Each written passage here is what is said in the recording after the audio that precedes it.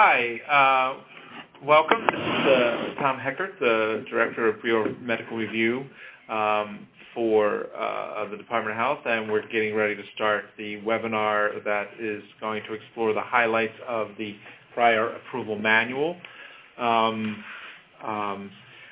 manual has been updated, and we hope that it has streamlined a lot of things and has made it clearer in a more concise format and allowed for ease of finding information. So for today's agenda, we are going to start with a brief overview of the submission process. We're also going to review the timeline for the manual and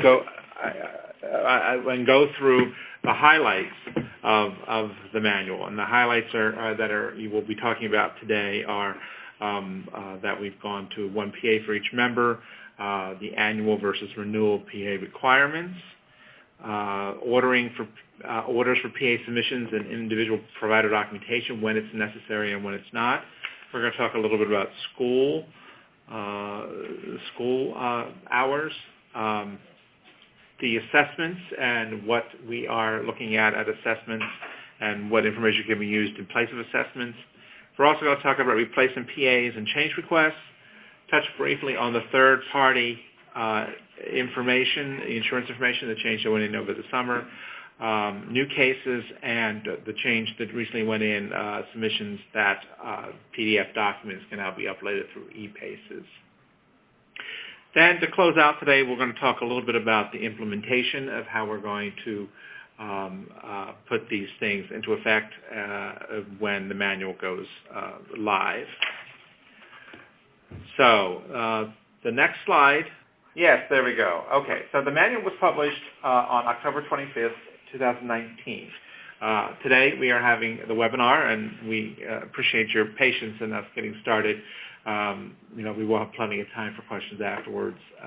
We'll go through some of the more routine stuff in a quicker manner.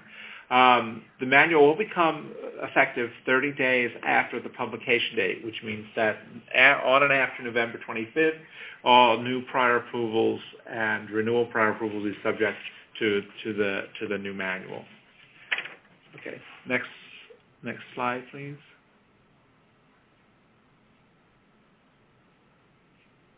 Okay, so we're going to breeze through this pretty quickly. And again, we put this in here just as a reminder for everybody about the prior approval process. PDN is subject to prior approval. So it is subject to prior approval, and the documentation is based on laws, regulations, and guidelines. We do send determinations to the members, the servicing providers, which could be the individual practicing nurse as an independent provider, or the agency, and to the ordering provider. So just a quick overview for what documentation is necessary for the prior approval process, how to submit the prior approval process. You can submit prior approvals in two ways, via ePaces, which is our internet-based provider program that submits claims and prior approvals, or you can submit via paper prior approval form at the address below directly to our fiscal agent. The paper prior approval forms and the electronic attachment scanning forms that you need are available from the eMending call center. You have to call and have those sent to you because of the fact that they're scanned in. If you have any questions about how to submit the prior approval, not the documentation in there, but how to actually submit it, you can contact CSRA at the call center at the number listed. That would be also the same number that you would get, you would have to call for receiving the forms. So now the highlights. What's new for the private duty nursing community? The changes here are really meant to streamline the process. We've gone to a comprehensive reviews followed by 6-month check-ins to kind of alleviate some of the documentation that needs to be submitted on a continual basis. And we've also started to coordinate services from all providers for each member. So I'm going to turn it over now to Melissa, our private duty nursing manager. She is supervisor manager. She is the one who guides the unit, and she's going to take you through all of the highlights and discuss each one individually, and then we'll come back together again and we'll discuss a little bit more about the implementation. Okay, so first we're going to talk about one prior approval for each member. All providers will now share a single prior approval number. There will be no separation of agency and independent nursing provider prior approvals. All providers should work as a team to ensure submission of the prior approval materials. There will be one provider who must coordinate the prior approval submission and communicate to all other providers. The documentation for the member should come from the provider submitting the prior approval. And any changes to the prior approval after it has been approved are done by the replacement PA or change request process, and we will discuss those in more detail a little bit later in the presentation. Annual versus renewal PA requirements. There is revised documentation requirements which will allow for a comprehensive yearly review and a 6-month check-in review. The comprehensive review is similar to the current documentation that we review. It's meant to provide a total picture of the member's health status, skilled needs, and environmental factors. There will also be a 6-month check-in. This will follow the comprehensive review. It is meant to streamline the review process while providing an opportunity for providers to report any changes in the member's status. It will require physician's orders, plan of care, and for a complete list of required information for both types of review, please refer to the chart in the manual located on pages 8 through 10. School information. The Individuals with Disabilities Act requires that free, appropriate public education will be available for all children. The Cedar Rapids Supreme Court decision and the New York State Education Department memos, which were released earlier this year, demonstrate that nursing hours during the school day are the responsibility of the school district. We have the links for the New York State Education Department memos listed here, and they are available in the revised manual as well. So school districts should be providing access to nursing services that a member needs during the school day. The School Supportive Health Program provides therapies and intermittent nursing services. The information that we will be requesting to determine private duty nursing hours needed outside of the school day would be a statement from the family indicating if the member attends school, receives home instruction, or a combination of both. We would also need the school calendar and the school schedule, including bus transportation times. Assessments.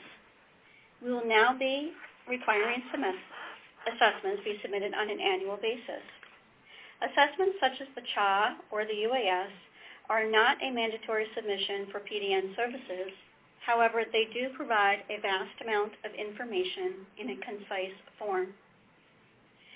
If a UAS has been performed for other purposes, such as CDPAP services, that same UAS assessment can be submitted to private duty nursing to meet the assessment requirement. We will now also be accepting the annual history and physical exam performed by the physician. This assessment should be performed as close to the prior approval submission date as possible, but at least within the last 6 months. Replacement PAs. Replacement PAs are required for the following circumstances. Changes to electronically submitted PAs, which were done using the ePaces system, and that's because electronic file format requirements do not allow for the Department of Health to make most modifications. Another instance where you would need to submit a replacement prior approval would be to replace the servicing provider on the current PA who is no longer servicing the member. The current PA will be inactivated and a new number will be issued for future billing purposes. In order to replace the physician on a current prior approval, a replacement PA would need to be submitted along with the new physician orders and plan of care, and if applicable, the physician oversight statement for the independently enrolled LPNs servicing the case. For any type of replacement prior approval, it is important to note the current PA number to indicate that it is a replacement PA and the reason for the replacement PA. Also important to note that at least one attachment must be included on an electronic submission to avoid a system-generated letter for no documentation. Okay, we're going to talk about change requests for adding a provider. Change requests are used for making changes or additions to a PA number. It becomes more important for providers to communicate changes to the department with one PA per member. Additional prior approvals for adding a provider will no longer be needed. This can be done with the change request. The information that will be required for providers to be added to an existing PA would be a statement requesting that the servicing provider be added to the current PA number. For independently enrolled providers, we would also need the list of names and NPI numbers of the independently enrolled nurses servicing the case. And for independently enrolled LPNs, we would need the physician oversight statement if one was not already on file. It is important to note that we do not need additional physician orders from the providers being added to an existing prior approval number. And that is a change. In the past, we did require those additional orders. Third-party insurance. Recent system edits require input of third-party insurance benefits for all PDN claims. For claims processing, if there is no third-party insurance or the third party has denied, the provider does need to enter 0 on the claim submission. If the third-party insurance has covered private duty nursing services, the provider must enter the amount paid by the other insurer. Information to be submitted during the prior approval process to evaluate for third-party insurance coverage of hours would be the determination from the insurance company that private duty nursing is a covered or not covered benefit. The member's benefit booklet would not be an acceptable form of documentation. We would also require an explanation of benefits from the insurance showing the payment, approval, or denial of PDN services. New case requests must be submitted by a servicing provider. So we will no longer be accepting fax submissions for new cases. They must be submitted through e-paces or by paper prior approval request. For members who are in a facility, the discharge planner should work with the family to have a provider ready to service the member upon discharge from the facility. There will be no short-term approval letters with resubmission of documentation after discharge. Prior approvals will be approved for up to 6 months depending on the documentation. And it is important to work with the member's physician for orders and plans of care so that servicing hours can be accurately assessed. E-paces, PDF documents. Recent system changes now allow upload of multiple page documents in a PDF format during the prior approval submission process. Providers can now complete the entire submission through the e-paces portal. They no longer need to send attachments to Department of Health in a separate mailing. This will be both time savings for providers and Department of Health staff and will ultimately reduce the prior approval cycle time. Okay, at this point, I'm going to turn the presentation back over to Tom, and he is going to talk about the implementation of the revised manual. And we just want to stress too that these are the highlights. They are by no means comprehensive review of the manual. Most of what you'll see in the manual right now is very similar to what was before. We did take the new case information that was in a previous manual and place it into this manual, so everything is in one place. We hope that all of these changes are beneficial to streamline the process, to make it easier for the nurses and nursing agencies and families and care managers to interact with the department, and to allow the prior approval cycle to continue to decrease. So for implementation, as we said, the PDA manual will become effective November 25th. We're working on a gradual implementation plan of the annual versus renewal submissions, and we'll provide some examples of that in a few minutes. We are trying, with this implementation plan, to align the annual review, which is the annual PA review, with the assessment yearly physical documentation. So since that is usually the hardest piece of information to obtain when submitting a prior approval. But we do need the yearly physical documentation or an assessment to provide a comprehensive view of the patient at least once a year, just so that we can make sure that the status hasn't changed, or if the status has changed, that we can adjust the hours appropriately. As Melissa had said, new cases starting on November 25th, we will no longer be accepting faxes. They must have a servicing provider attached to them and will be submitted through the paper PA process or through e-PACES. This process really, other than submitting it through our system to get it logged in, hasn't really changed. The initial approval will follow the submission guidelines in the chart on pages 8 to 10. If you look at that chart, you will see a column that says new cases, and it documents all the a quick reference of all the documentation that we need. And as you go through the manual, you will find each one of those boxes in the chart has a corresponding narrative after it, so that you can go and look for a little more information. The chart is really a quick reference guide, so that you can look at it and say, oh yeah, I have this, I have this, I have this. So once you have all the information gathered and the servicing provider has been identified, they will submit the documentation. The staff at the department will review the documentation and determine the number of hours that are appropriate for the submission and issue the approval. The approval can be up to 6 months, and when that approval is ready to be resubmitted, that second approval after 6 months will be a check-in. So you would look at the chart on pages 8 to 10 and see what the renewal check-in submitted documentation is. I believe there's only 3 pieces of documentation that need to be submitted on the check-in. So that will happen, and we will review and approve. And then a year later, which would be a year after the new case submission, you will go for the annual review. And if you look again on the chart on pages 8 to 10, you'll see the column for annual review. And I think it's a 12-month review in the chart.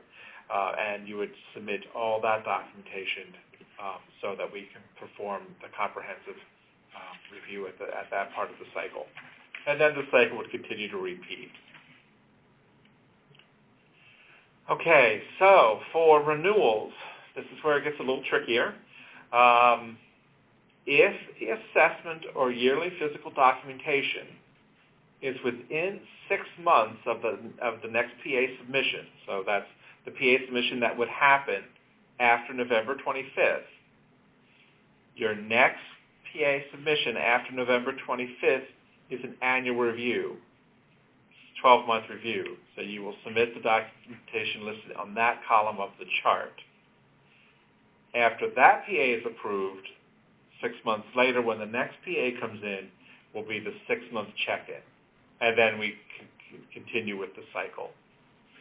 So this is meant to try to make sure, because if you have the review, we're going to start you off with the comprehensive review, with the annual 12-month documentation to get that out of the way, so that we can be on, hopefully, a cycle where the annual review will always be at the same time as the PA submission, or within 6 months of a PA submission.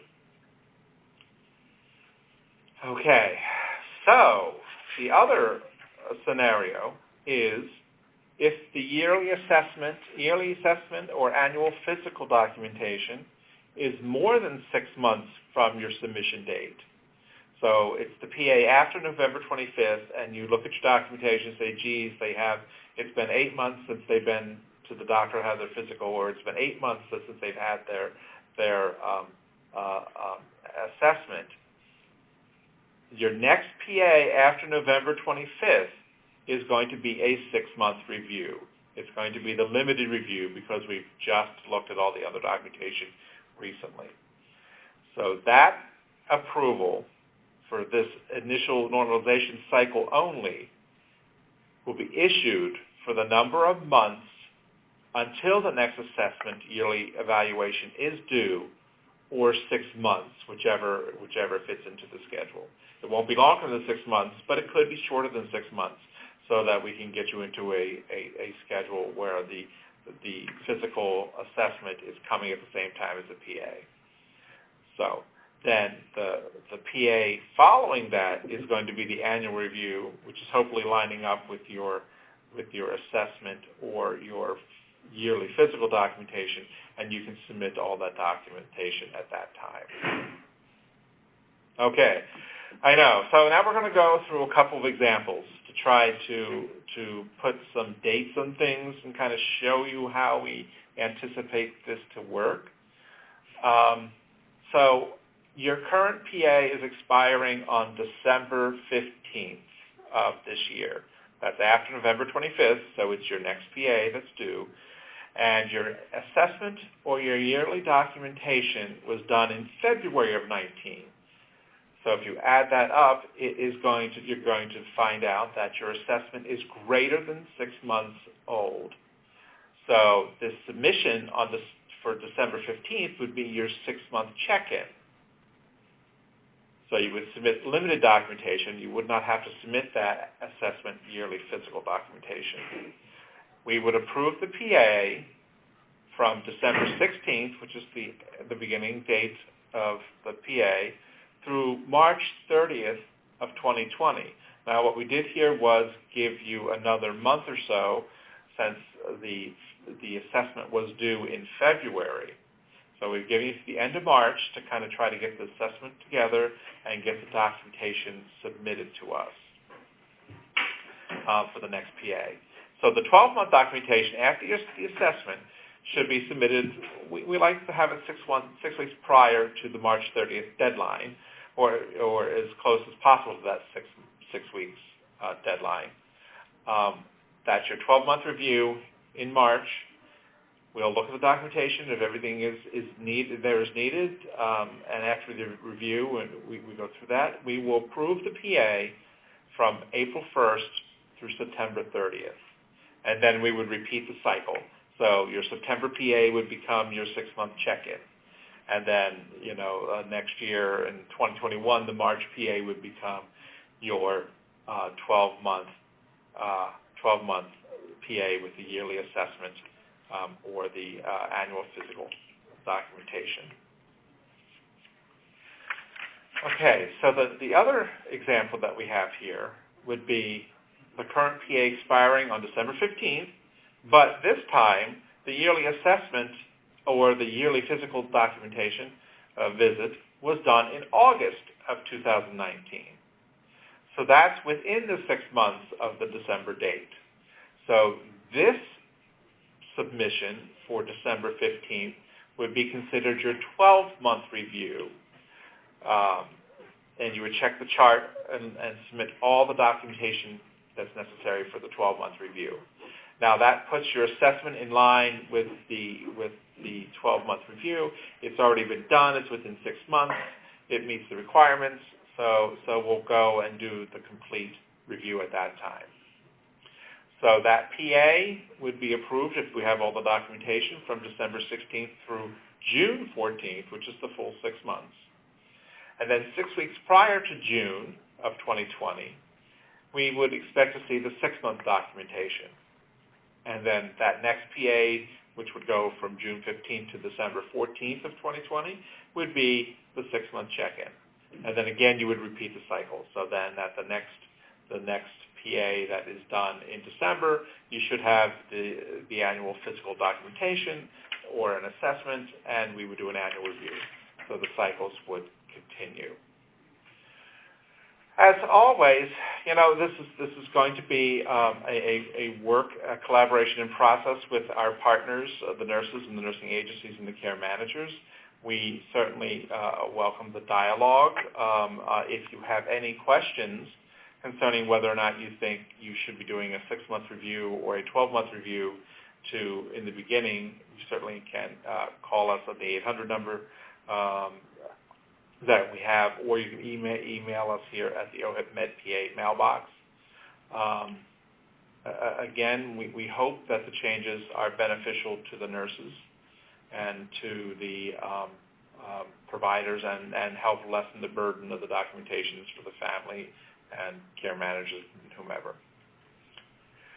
So we wanted to make sure we had time for questions.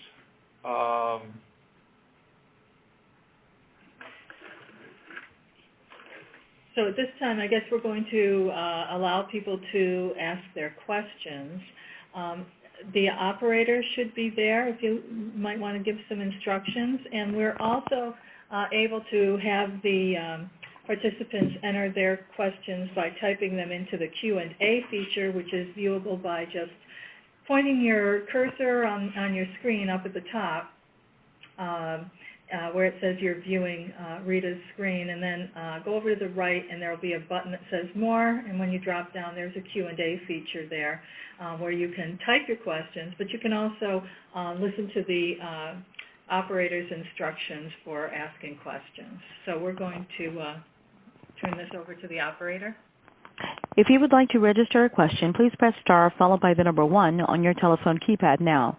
If your question has been answered and you would like to withdraw your registration, please press the pound key. Again, ladies and gentlemen, that's star 1 for any questions over the phone line. We'll pause for just a moment. Okay, so we'll let you ask your questions through either the operator or typing them. We just want to make sure, too, that we will not be answering specific questions on specific cases. We will answer questions that are general to the PA process and to the new manual, and that would be beneficial for all providers and participants on the phone. Okay, the first question will come from Regina Cook.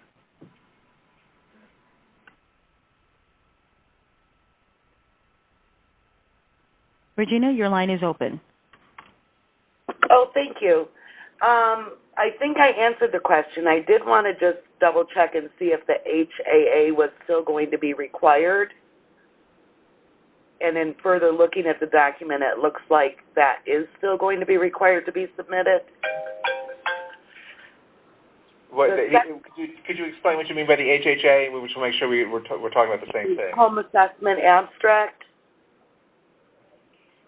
Yeah.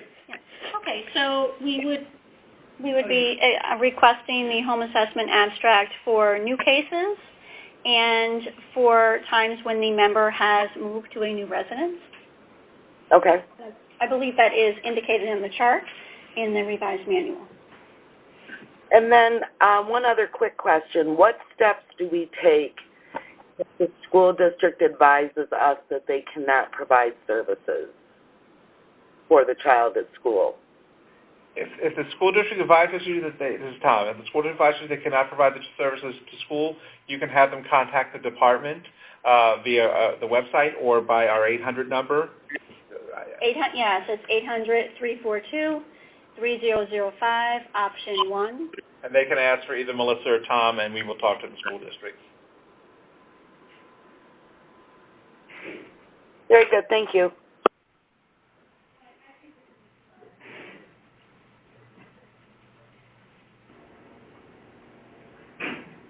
Operator, do you have any other calls? The next question is from Julius La Rosa. Good morning. My question first, if you can repeat that phone number for the school district to call you? Yeah, it's our 800. It's our published 800 number for the call center. 1-800-342-32. Yes, 1-800-342-3005, option 1, and ask to speak to Melissa or Tom. Okay, great. And my second question is, would this slides be available for us? Yes, we'll post the slide deck on the eMedNey website. Yes. Wonderful. Wonderful. Thank you so much. Have a good day. The next question will come from Tracy Panvarella. Hi. We're calling from a pediatric facility, and resources for our population are often very limited. So what we typically do is submit the PDN application while looking for an agency to staff. Otherwise, discharge can be significantly delayed. Would we still be able to do that in order to kind of get ahead of it? No, we will no longer be accepting any PAs without a servicing provider. You would have to have a servicing provider before you can submit the electronic, the PA, and would have to be electronic methods. Okay, thank you. The next question is from Jennifer Goff. Yes, hello? Hello? I was wondering if you were going to go over, since you're not accepting the faxes anymore, are you going to go over the process of how to get due through e-pieces? So you can, there are e-PACES training seminars that CSRA, our partner fiscal agent, offers. On the training page of eMedNey, you can find out when that is.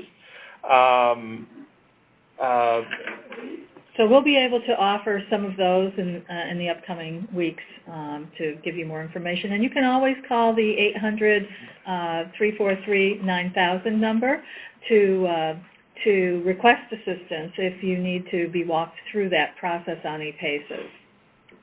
Oh, okay. 1-800-343-9000? Correct. Yeah, that's on. If you look at the slide about prior approval, that number is listed on that slide. You can also submit via paper PA also if you don't want to use the electronic PA process. Paper PAs are still accepted. Okay. Thank you. Once again, if you would like to ask a question, please press star 1 on your telephone keypad. Again, that's star 1 for any questions.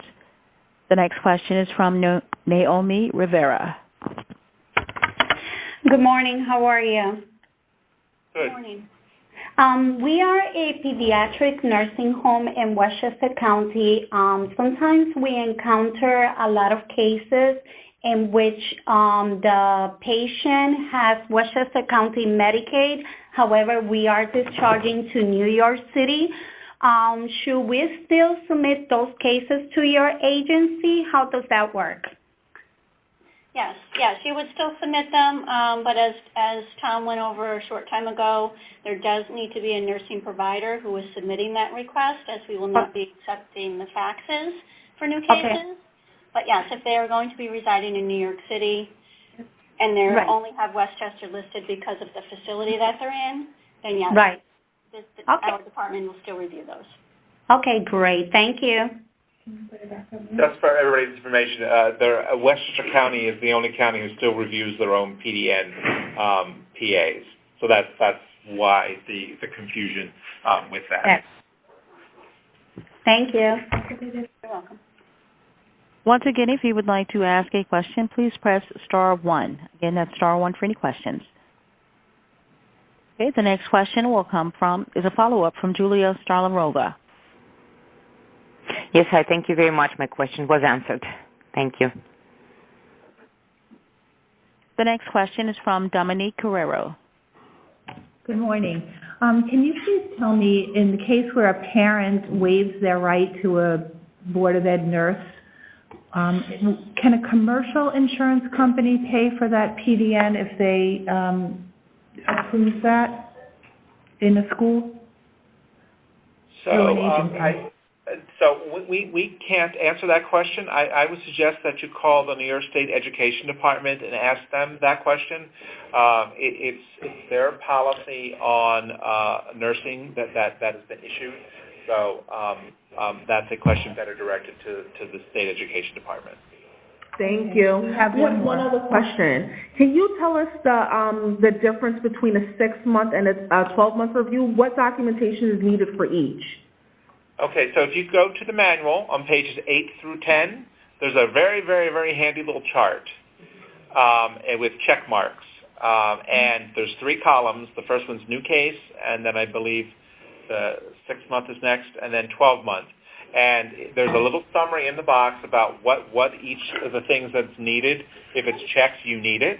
And then after the chart, there's a narrative where we go into each box and we explain a little bit more about what we need in those things. So basically, the 12-month review is very similar to the review we do now for all PAs. So it's the physician orders, the assessments or physical documentation of needs, school information, day program, third-party insurance, work schedules, backup caregiver statements, all that information that you would need. For the 6 months, there is only 3 pieces of information that we need, and that is the physician orders, the skilled needs, and really, one other piece of information, but I can't remember off the top of my head. I don't have. It's just the physician orders, and then for the independently enrolled That's provider, independent nurses. It would be the list of nurses and NPI numbers, and if applicable, the oversight statement for independently enrolled LPNs. So the agencies really just need their physician orders. It's the independent providers that need 3 pieces of documentation for the 6 months. Okay, is there a way to expedite a PA if a child is discharged from a hospital with a commercial policy and a very limited PDN benefit? That benefit has to exhaust before the PA can be submitted, and the parents find a provider. So they're discharged home with 2 or 3 weeks of nursing, and then they're scrambling to find a provider, and then it takes approximately 8 weeks at least, but by the time we gather all the documents and submit the PA. So there would be a gap in services for this family between the commercial policy exhausting and the submission of the initial PA. Is there a way to, is there a fix for this? Well, we do do all the PAs on a first in, first out basis because we are on a 21-day turnaround time, and we have 21 days to meet and review all PAs. At this point in time, we don't have an expedited process because we run into these cases like this all the time. We do backdate PAs if we need to.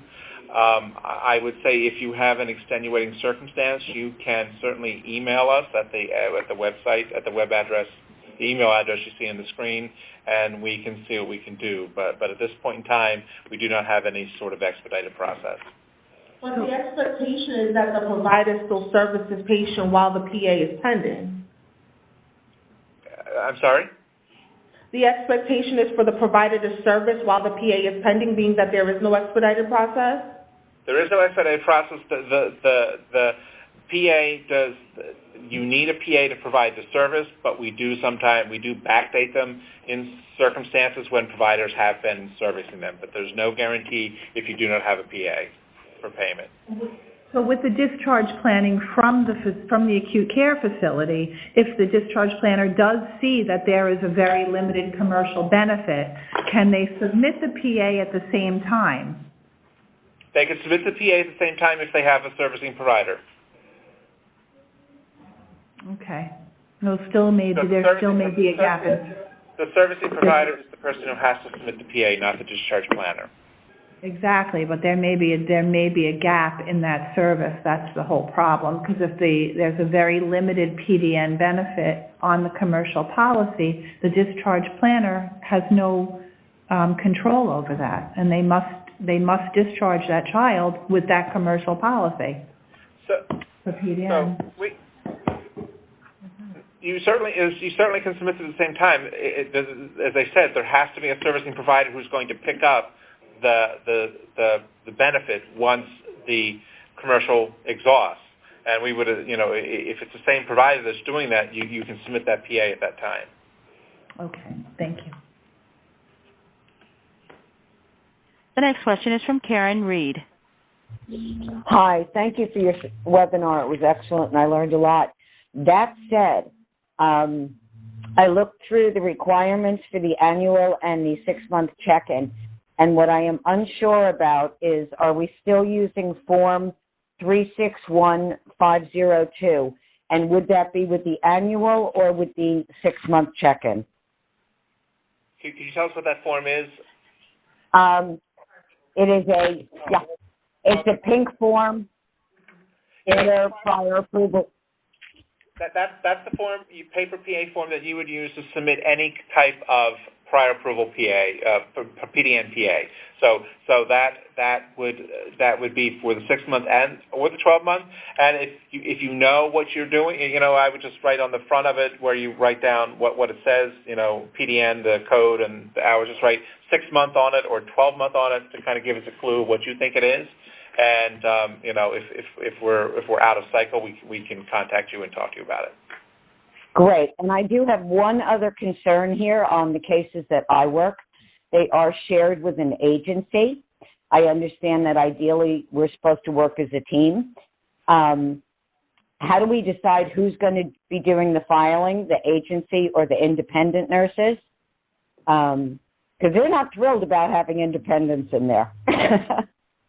Yeah, so it's really, a collaboration between all the people who are taking care of the member. We're trying to make this more member-centric.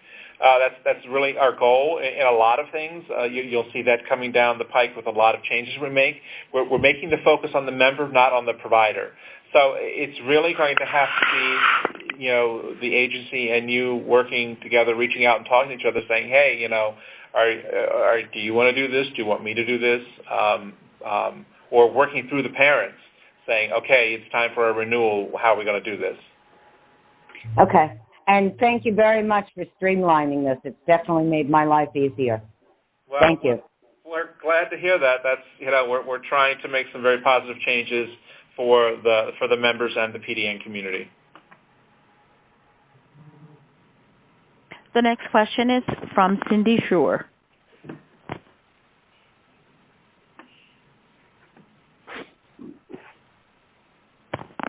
Cindy, your line is open.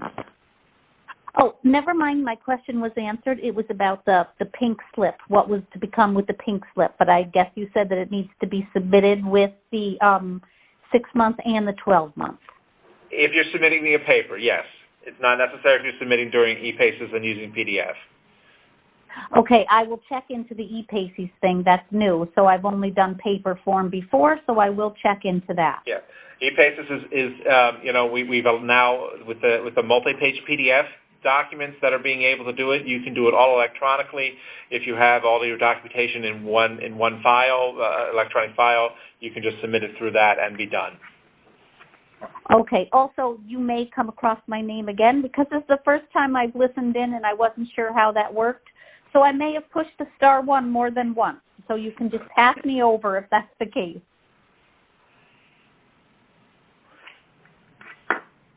The next question is from Regina Fillinglino. Hi. We provide care management for children, and the question is when you say... May I ask what organization you're from? Oh, yes, I'm sorry. We're CMA, AFEC Services, LLC. We're under the umbrella of Hudson River Healthcare. Yeah, I just wanted to know who we're dealing with. Thank you very much. Okay. So the question is when you say the service provider has to submit, so typically what we have historically done is if it's a new case, because, we're more paper savvy than some private providers, because a lot of times I'm dealing with private providers, what typically we'll do is we do the initial paperwork for them, gather all the documentation, send it to the doctor, have them sign everything, and then we submit it to Albany, showing who the private providers are. Are we not able to do that anymore? Yes, correct. Whoever is going to be one of the servicing providers, whether it be an agency or an independent nurse, they have to do the submission. You can still do all the background work and gather all the information for them, but you'll have to give it to them so that they can either submit it through e-Paces or fill out a form with their signature on it so that they can submit it through. Again, if you want to fill out the form for them and have them sign it, I mean, there's nothing that says you can't do that. e-Paces is a little more restrictive because it's a sign-on, it's a provider sign-on. Right. They would have to sign on into e-Paces and do it themselves. Yeah, I usually do the paper claim and then submit all the, and historically there's no place in there where the provider actually had to sign. The doctor signs the PA. Okay. But as long as the provider knows you're doing it for them, that's fine. You can still do that, but the point is that we can't accept faxes without knowing who the provider is going to be doing for the services. Gotcha. I don't send faxes anyway. It's all through the United States Postal Service. Then you're still good. You can still do everything that you were doing previously for the providers. Okay, perfect. Okay. All right. Thank you. There is a follow-up question from Naomi Rivera. Please go ahead. Hi again. I'm from a pediatric nursing facility in Westchester County. So I just want some clarification. For new PDN cases, we are going to be doing them through e-Paces. So if we are able to find the PDA agency that's agreeing to accept the case, do we submit the case to you guys, or does the PDN agency does the paperwork? I'm just not too clear on that. So the way the PA submissions have to come from an enrolled Medicaid provider. Okay, right. So we're not saying that you have to use e-Paces. e-Paces is another tool in your toolbox that you can use. Okay. You can still submit them on paper in the paper process. However, that submission has to come from the person who is going to be actually going to the home and providing the services. So it will be then the PDN agency, the nursing agency, correct?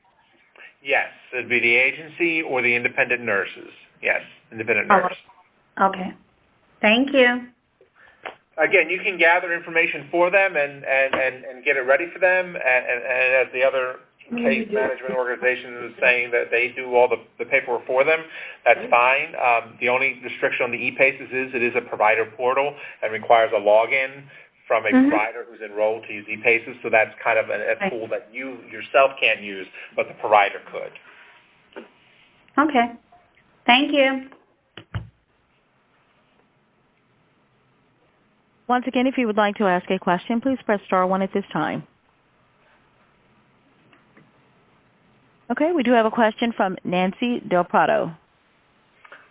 Hello. I'd like to ask a question in regards to children that are either attending school or receiving school-provided tutoring at home. Is there ever an instance where the school would not be responsible for the nursing care during that time? Yeah, Nancy, hi. Hi. We can. I would encourage you to call us, and we could talk more about this at a later date. But for home instruction, if the child is receiving instruction at home or is being tutored at home, the private duty nursing in the home is under the PDN services. Okay, great. Thanks. The next question is from Amy Sperlin. Hello, how are you? Good. How are you today? I'm good. I'm an independent provider sharing a case with an agency. If the agency sends in the prior approval paperwork, as far as my oversight letter, do I give that to them to send in with that? Or do I send it in separately on my own? I would say you could send that in via a change request, so you could ask to be added to the prior approval, and you could indicate your name, NPI number, just say please add such and such nurses, list the name and NPI numbers, and the oversight statement, and that can be done via change request. change request, that would be through mail or right on the e-PASES? I'm sorry, what was that? Would that be through the mail or through the e-PASES website? There is a form, a change request form that is available on emedme.org, and you can download the form and you can either fax that or it can be emailed. Okay, would I still need to send in my own plan of care, or would I just be under the nursing agency's plan of care? Right, so if you're being added to a prior approval that has already been approved, we have already approved that prior approval with a set of orders for the member, so we do not need to see any other provider's orders. But that doesn't mean that you still need to have the orders from the doctor. You know, you have your own orders. You know you know what is being done for the patient. Remember, what we're trying to do is say that we only want one set of orders so that we don't have conflicting orders. So so we're just saying you don't have to submit any additional orders to us. But you still need to know the doctor's plan of care. Yeah, you should still keep those on file for yourself. Yes. Okay, so literally I just need the change request with my oversight letter from the doctor if they already have everything else in. Right, and just the statement that you're asking to be added to the prior approval. Okay, all right, thank you so much. The next question is from Leigh Neiman. Hi, good afternoon. I'm a managed long-term care company. We're located in Rockland County. I have two questions. So we're providing the authorizations for the PDN services in the county through the managed care system. I wanted to know if, because we're providing these authorizations, are we supposed to be the ones who are gathering the information for the agencies who are providing the hands-on PDN services within the home? So you are a managed care company in Rockland County. Right. Medicaid managed care. Right. Managed long-term care in Rockland County. So we provide the authorizations for all of these things and assume that the person's eligible or not, but we need to know if the home care agency is the one who is submitting the paperwork. I feel like we're sort of going to be out of the loop if we're not going to get this documentation from them. Well, they still, I should say this is really for fee-for-service. That's why the first slide did say fee-for-service. So we're really talking about fee-for-service when we're talking about these changes. So it's the managed care company, it's your documentation, your requirements are what you should be following for those authorizations. So when we're authorizing PDN, if that case is happening, we're usually following the eMedMe policies. Sure. But there might be like a little bit of a problem because if the agencies, the fee-for-service agencies who I guess we're contracted with to do the service would not be submitting this documentation to us because they would be submitting it directly to you. No, they would not be submitting it to us. We have nothing to do with managed care. We do not do any managed care approvals. So we would be still doing them. Okay, I understand. Managed care has not changed.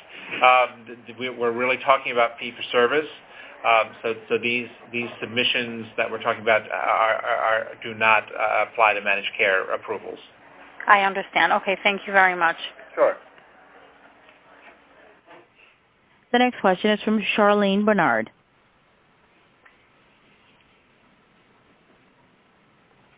Charlene, your line is open. Can you hear me? Good morning. Yes, good morning. Go ahead. I'm calling from an agency in Queens. My question is, can an agency provide service to a patient before being added to the PA if the patient is being transferred from another agency? So you're a provider who's looking to be added to an approved prior approval for a member? No, my question is, can we provide service to the patient before being added to the PA? So the member has a PA already in place, and There's an agency already that's done that. Okay? Yes. And now you're picking up hours on that case. Yes. So what you want to be added as a provider to the existing PA. Mm-hmm. So you would submit a change request saying, please add us to the existing PA, and then you can provide services. So we have to wait until we get added onto that PA before we could provide the service?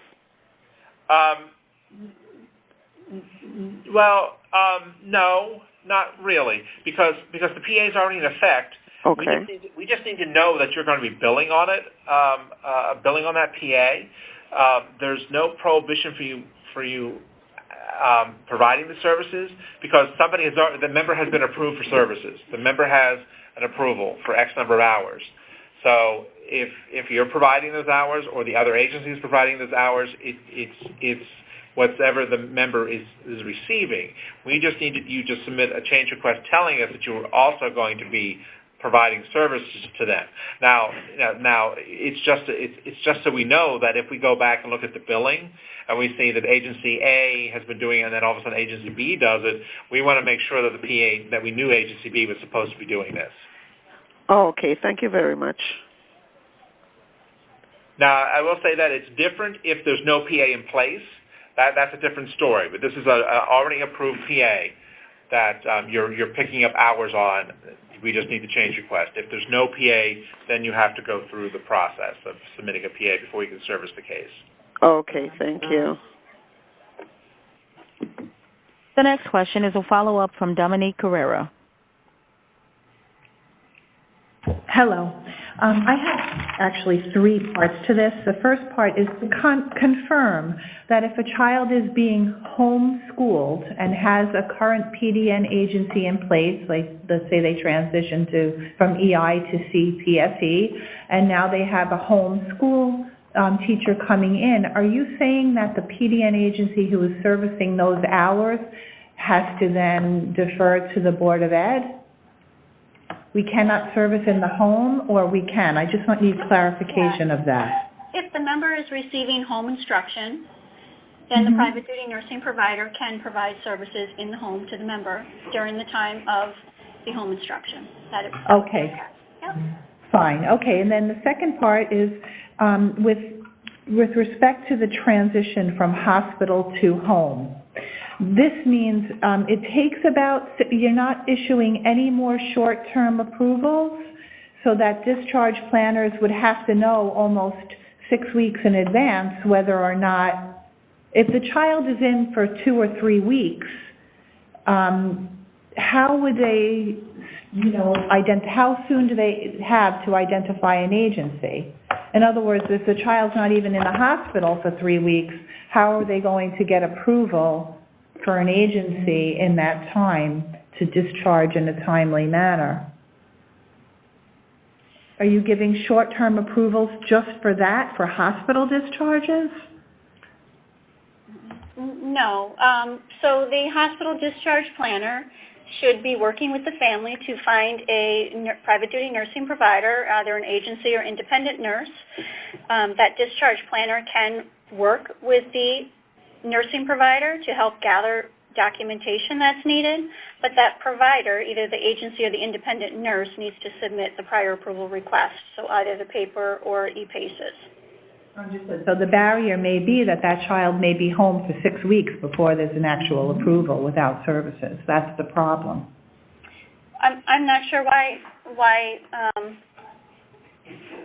the reference to the 6 weeks, because the only change is that rather than faxing in the request would be that the request is being submitted through the eMedNI system. So we'll still be receiving the requests, we'll still be reviewing them as soon as they come in,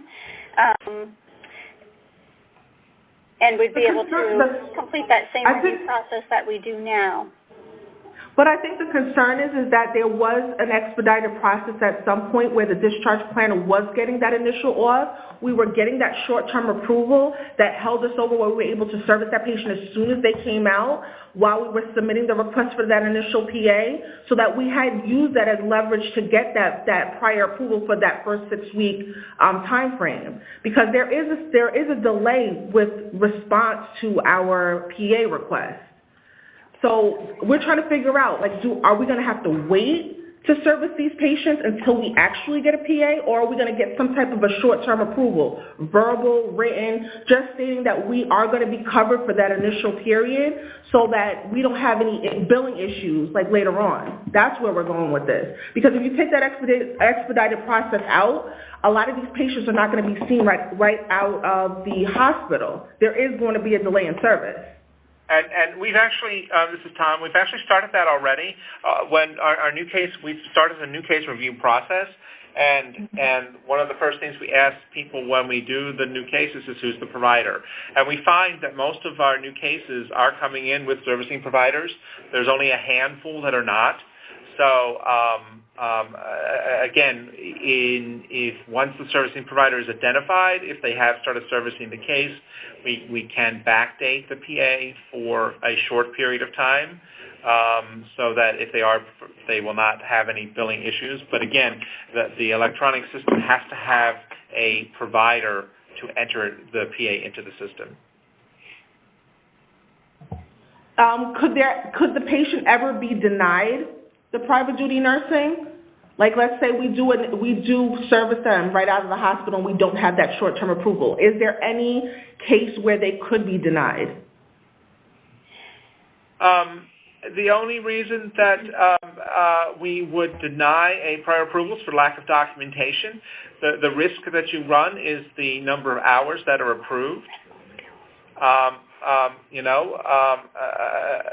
Again, we can't, without a total review of the documentation, we can't make an assessment for the provider on how many hours they're going to be authorized and what skill level there is. So again, if you're doing it without that finalized approval, there is some moderate risk involved, but for the most part, we would be backdating those PAs to the start of the service. Yeah, and this is Melissa. I just wanted to add that, we do have cases where there is a servicing provider who knows they're going to be servicing the member when the member is discharged. They've submitted their prior approval. We have reviewed all the documentation, and the approval is given prior to the member being discharged from the facility. So, this isn't to say that the member will have to go home without nursing services. We frequently have providers submit that prior approval request while they're still inpatient, and we do that review and approval prior to the member going home. So you would suggest that we call you, really, when that happens, because in the past, the discharge planners at the hospital have been submitting for those initial PAs, and I don't know if they still can as long as they identify a provider, and then we usually then submit it right on top of that for an extension. If you know that you're going to service the case, then you should submit the PA request. Yeah. As soon as you know that you're going to be accepting the case, you should submit it, and then we will review the documentation and make the determination as to how many hours. Those new cases, even though they're going into the eMedNI system, they are looked at faster than the prior approval renewals, so we do identify that those are new cases, and they are reviewed as a priority. We have a specialized team that's doing new cases right now. So we've kind of broken new cases out from the routine provider submissions. So any new case is sent to the frontline reviewers first as a screen review and then sent to the nurses. Thank you. Thank you. Sure. The next question is from Cheryl Tepper. Hi. My question is, I'm a private duty nurse that does a child that is on a waiver program. The Department of Health used to come out and do the assessment. He was due for another assessment this October, and as of that time, the people that we do the waiver through were told that they are no longer coming out. So is there other documentation listed where the documentation that's needed instead of that CHHA assessment form that they used to do? Yeah, so if you are not able to get an assessment from a certified home health agency or a licensed home care agency, or if a UAS has not been performed on the member for another service such as CDPAP services, we are now accepting the annual history and physical exam by the physician or nurse practitioner. Okay, thank you for that. You're welcome. Okay, the next question is from Karen Conrad. Hi. Hi. I don't know if you answered this already, but I currently submit, I'm a private duty nurse, independent, and I currently submit my PA through ePaces, but then the required documentation I fax in. Is that still going to be the case, or will I have to upload all my documents through the PDF? Yeah, you can certainly still do that. It's just okay. Another option now is for providers to upload all of their documentation as a PDF. And the reason we like that option is because we don't have to wait for the documentation. When you submit something through ePaces and you send in the information later, we can't do anything with that approval until we get the paperwork. And that takes a couple days to come behind it. So if you have access to PDF and can submit it through ePaces, it really decreases the amount of time that we have that it takes for us to get to that review. Okay, but it has to be all in one file if I do it through the PDF. Mm-hmm. Yes. Okay. All right. Okay, thank you. The next question is from Abigail Weiss. Yes, hi, how are you? We're LIXA that also provides UAS assessments. I wanted to know if we can provide assessments for our own patients. You've provided the UAS for we currently, we provide UAS for other insurances, other facilities. Yeah, no, we do not accept assessments from providers who are servicing the case, and just because it is considered a conflict of interest if you're doing the assessment on your on the member that you're servicing. That's what I thought. I just wanted to confirm. Thank you. I also have another question. We have preschool patients. Who covers their school nursing hours? Is that the school district as well? Well, so when they're in preschool, we would have to know whether or not they're enrolled in early intervention or if they have an IEP, individualized education plan, or an ISP, an individualized service plan. If they do have an IEP or an ISP, there are times the school district will do that funding, or if they are enrolled in early intervention and they are attending an early intervention program, early intervention will cover those services. There are some members who are not attending an early intervention program and they're just attending like a private preschool. That's a little bit of a different circumstance. So I would say, to probably contact the office based on the case. Once you've determined whether or not they have an IEP, an ISP, or early intervention. If they do have one of those, somebody else would be providing those nursing services, funding those nursing services for the member. Okay, thank you. The final question is from Marianne Peacock.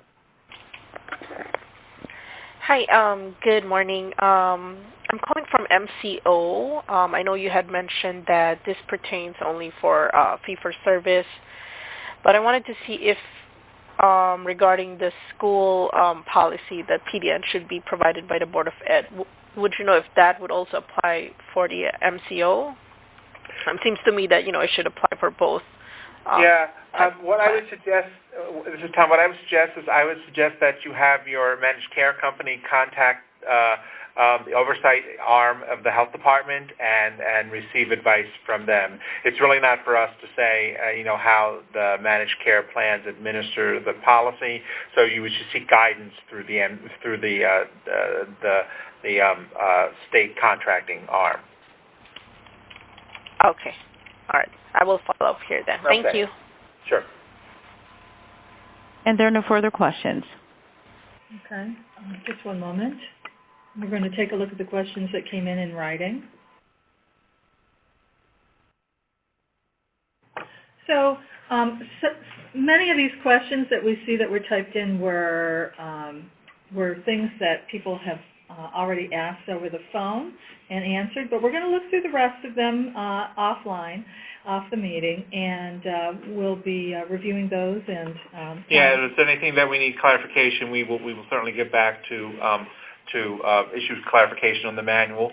If there's some specific question you want answered, you can always, the email address, OHIPMedPA, you can always contact us through that, and we'll be happy to take a look at that.